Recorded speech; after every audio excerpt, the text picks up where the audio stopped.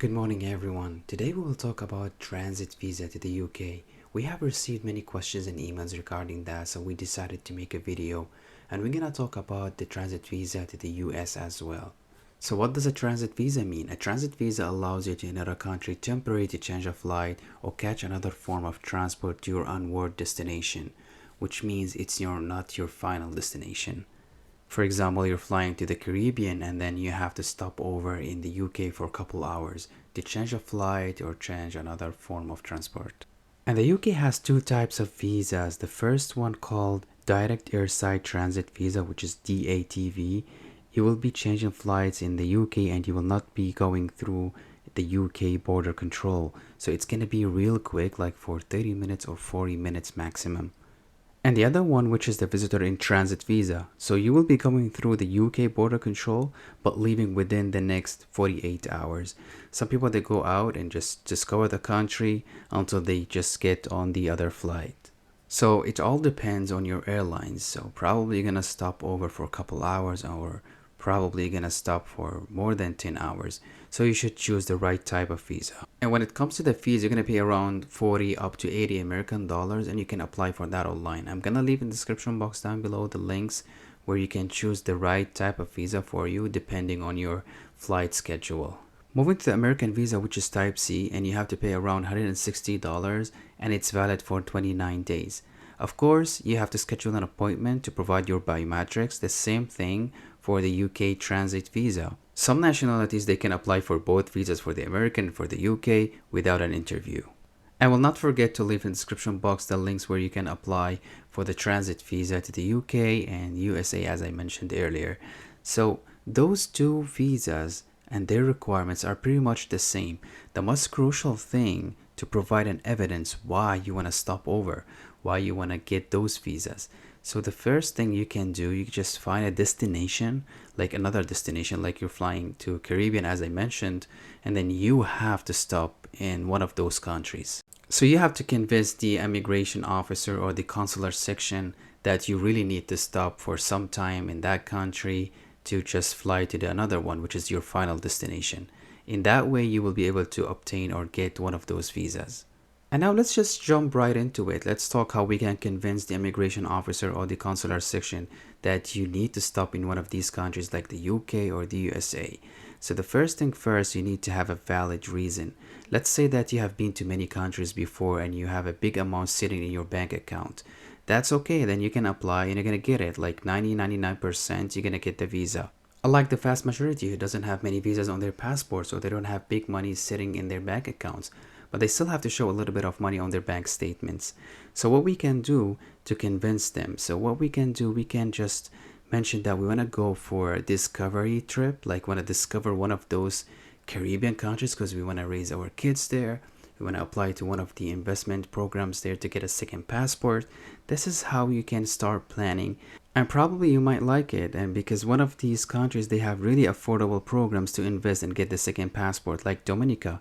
You have to pay only a donation to the government $50,000, but you have to stay on the island for 6 months during 2 years. After 2 years, you can apply for citizenship.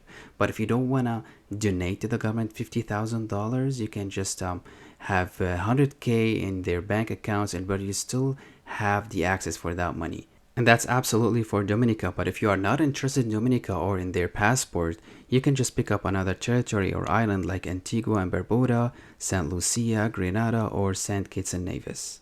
And I highly recommend you guys to contact their embassies. So if you don't have a Dominica embassy, look for the other one, which is St. Lucia. If you don't have it, for example, in Dubai, look for their embassy in Oman, for example. So you can drive to Oman or drive to Kuwait and apply there, or just apply online. You have to contact their embassy. We will try to travel to these countries and try to discover more and get you the contacts of the legal immigration consultants there or lawyers so you can communicate with them and try to have more information. But for the meantime, just contact their embassies. I'm gonna leave in the description box down below the links where you can find, for example, Dominica embassies around the world, or St. Lucia or Grenada. Just click on that link and see if it's close to you. So the second step, you need to talk to one of those countries or territories or islands. You talk to their embassy, tell them, hey, I want to just make a discovery trip to that country. Can I get a a letter from you that I'm gonna just go there to discover the country because I wanna deal with someone who's legit and invest in one of those investment programs in your country. And now the most crucial thing to prepare a trip plan or explanation letter to UK Embassy or USA Embassy, and at the same time you need to do that for one of the Caribbean countries, territories, or islands.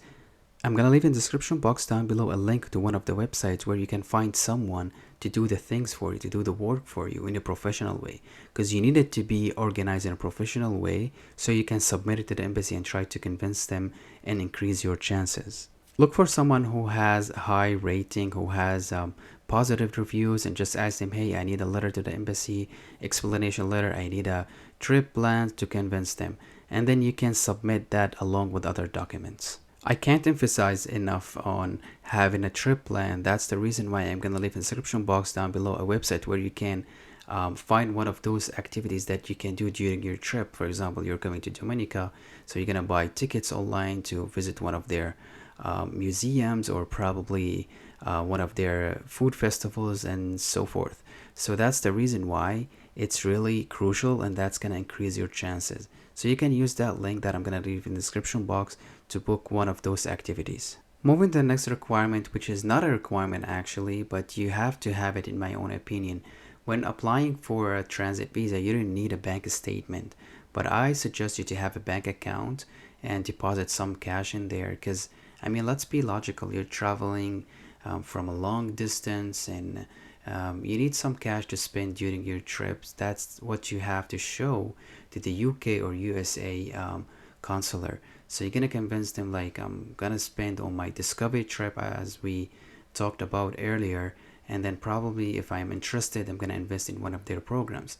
So you don't need to have a bank statement again, but I mean, it's really something that's gonna change your results upside down. That's my own opinion. And when you're showing that, that means you're a professional, you know what you're doing.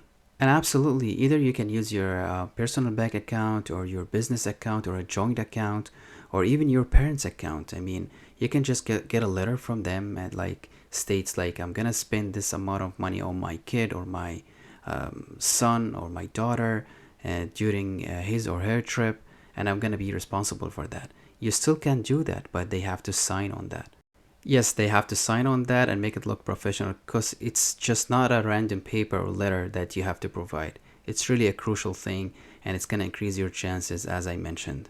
The other option, you have to book a cruise trip that might stop in the UK or USA before going to the Caribbean. Therefore, I have contacted many of them, and I was checking who's the most responsive and who provides the most valuable information. So I'm going to leave in the description box down below one of these companies that you can contact and ask them paste where you live or where you reside, and look for one of those cruise trips and try to schedule or make a plan for your trip. And what you can do, guys, you can just make a reservation on one of those cruise trips and then get that reservation and provide it to the embassy. That's gonna be amazing, that's gonna be killer.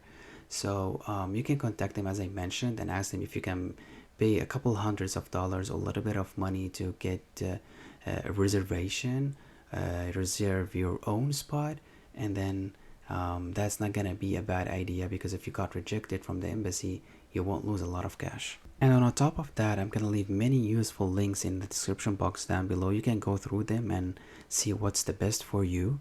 Thank you so much today. Thank you for watching and for supporting as well. I'm gonna wrap this up. If you have any questions, you can send us an email.